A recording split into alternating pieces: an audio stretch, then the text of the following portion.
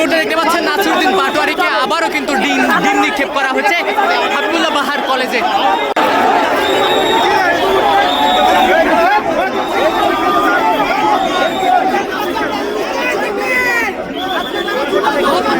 দর্শক এই মুহূর্তে দেখতে পাচ্ছেন নাসিরউদ্দিন পাটোয়ারিকে আবারও কিন্তু ডিম নিক্ষেপ করা হচ্ছে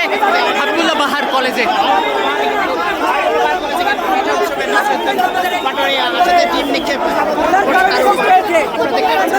দেখছেন যে হাবিবুল্লাহ বাহার কলেজে নির্বাচনী প্রচারণা চালাতে এসেছিলেন নাসিরউদ্দিন পাটোয়ারি এবং